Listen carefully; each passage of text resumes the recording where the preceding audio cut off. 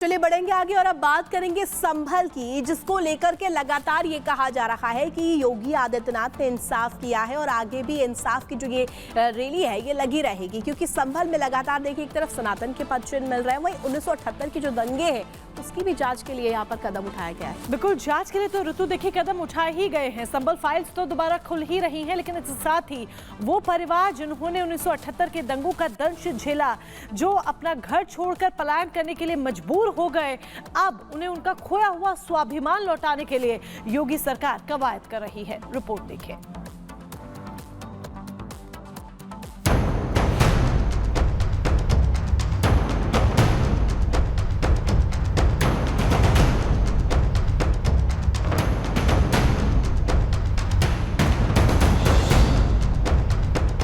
संभल में अवैध कब्जे पर स्ट्राइक, देर से ही सही कई परिवारों को मिला इंसाफ। हिंदी में एक कहावत है कि आप सच को डरा सकते हैं, धमका सकते हैं, दबा सकते हैं, लेकिन सच को बहुत ज्यादा दिनों तक अपनी हनक के बल पर आप छिपा नहीं सकते। संभल में एक तरफ सनातन के सबूतों का अंबार लग रहा है, सनातन का अटूट सत्य जमीन का सीना चीरकर बाहर निकल रहा है, तो वहीं दूसरी तरफ संभल के सनातनियों के इंसाफ की लौ भी प्रचंड अग्नि का स्वरूप ले रही है। संभल में जिस सच को 47 सालों तक शाहवेज नाम जैसे कई लोगों ने अपनी हनक के बल पर दबाए रखा, उस सच से पर्दा हटने का वक्त अब आ चुका है। दरअसल तस्वीरों में नजर आ रहा ये स्कूल कई परिवारों की जमीन पर जबरन पिछले 47 साल से चलाया जा रहा था। 1978 के दंगों में इस जमीन पर रहने वाले लोगों के परिवार के सदस्यों की निर्मम हत्या कर दी गई और उनकी जमीन पर कब्जा कर लिया गया, जिसे एसडीएम के नेतृत्व में कब्जा मुक्त करवाया गया। सर ये ज़मीन जो है सन 78 में जो है यहाँ जो झगड़ा हुआ था, तो उसमें जो है हमारे दादाजी मारे गए थे, हम यहाँ से पलायन कर गए थे और जो है क्या नाम है उसके बाद इस पर कब्जा हो गया था। हम कभी आते हैं यहाँ पर तो जो है हमें यहाँ से भगा दिया जाता।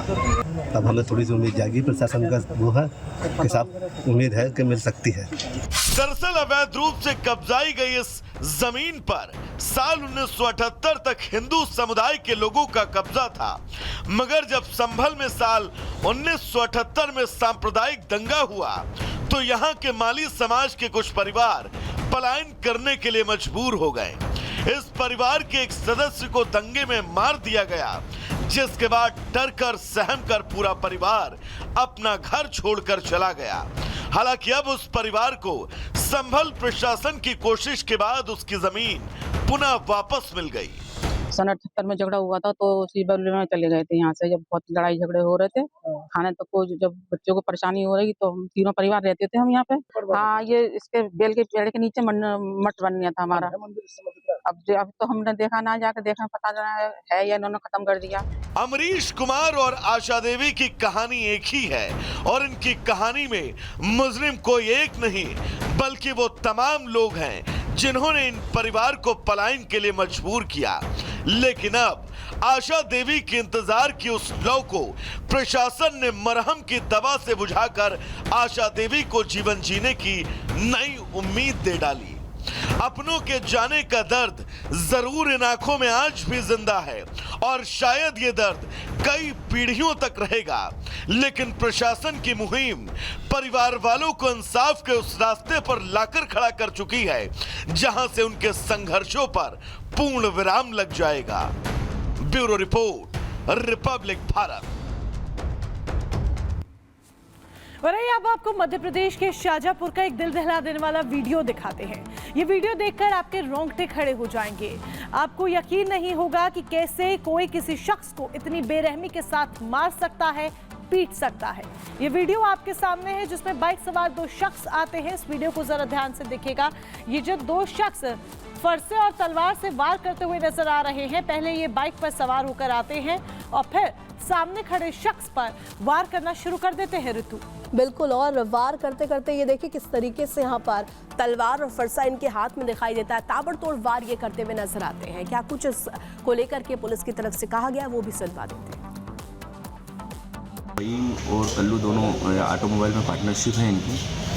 कल्लू जायसवाल के द्वारा कुछ दिन पूर्व एक महिला से शादी की गई थी। उसी बात पर से छोटू जायसवाल और मानसिंह प्रजापति के द्वारा कल्लू जायसवाल की तलाश वहाँ की गई, परंतु कल्लू जायसवाल वहीं नहीं मिला। वहाँ उसका पार्टनर फहीम मिला, जिस पर इन दोनों के द्वारा हमला किया गया।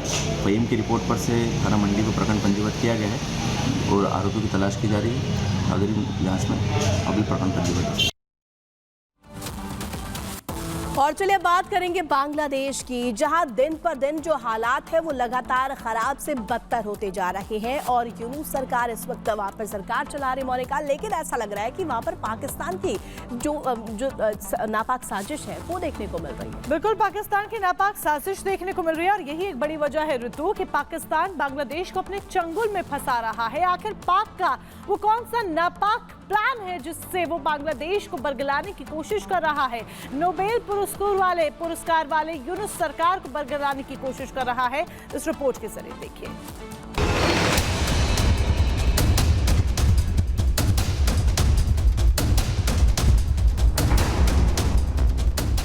खुद कर्ज की दरकार, पाकिस्तान बन रहा बांग्लादेश का मददगार।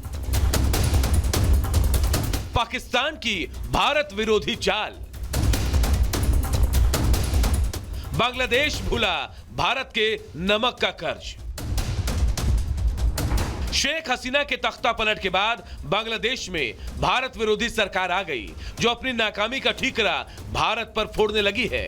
कई हफ्तों की राजनीतिक उथल पुथल के बाद बांग्लादेश में नई सरकार आई और वो भारत के खिलाफ जहर उगल रही है। भारत के नमक का कर्ज तक भूल गई है। भारत और बांग्लादेश के रिश्ते दिन पर दिन तल्ख होते जा रहे हैं। भारत और बांग्लादेश के बीच बिगड़ते रिश्ते का फायदा अब भारत का दुश्मन देश पाकिस्तान उठाना चाहता है। खुद कंगाली के दौर से गुजर रहा पाकिस्तान बांग्लादेश की मदद कर रहा है। 1971 में जिस पाकिस्तानी सेना को पूर्वी पाकिस्तान से मार भगाया था, 53 साल बाद फिर से पाकिस्तानी सेना बांग्लादेश में लौटने लगी है। बांग्लादेश की मौजूदा मोहम्मद यूनुस के अंतरिम सरकार ने पाकिस्तान के साथ सैन्य और रणनीतिक संबंधों को बढ़ाने की दिशा में बड़ा कदम उठाया है। जानकारी के मुताबिक बांग्लादेश की सशस्त्र बल प्रभाग के principal staff officer lieutenant general MS Qamar ul Hasan की पाकिस्तान यात्रा के दौरान ये सहमति बनी। उन्होंने रावलपिंडी में जनरल हेडक्वार्टर में सेना प्रमुख जनरल असीम मुनीर के साथ एक महत्वपूर्ण बैठक की। सूत्रों के मुताबिक पाकिस्तानी सेना के joint chief of staff committee के चेयरमैन जनरल साहिर शमसाद मिर्जा के नेतृत्व में एक टीम फरवरी 2025 में बांग्लादेश पहुंचेगी, जो वहां की बांग्लादेशी सेना को ट्रेनिंग देगी। इससे भारत के लिए नई कूटनीतिक और सुरक्षा चुनौतियां पैदा होने वाली है। बांग्लादेश और पाकिस्तान में बढ़ते संबंध भारत के लिए कई मोर्चों पर खतरा पैदा कर सकता है। उदाहरण के तौर पर सिलीगुड़ी कॉरिडोर, जिसे चिकन नेक कहा जाता है, ये भारत को पूर्वोत्तर राज्यों को जोड़ने वाला एकमात्र रास्ता है। इस क्षेत्र पर पाकिस्तान और बांग्लादेश का सामरिक दबाव बढ़ सकता है।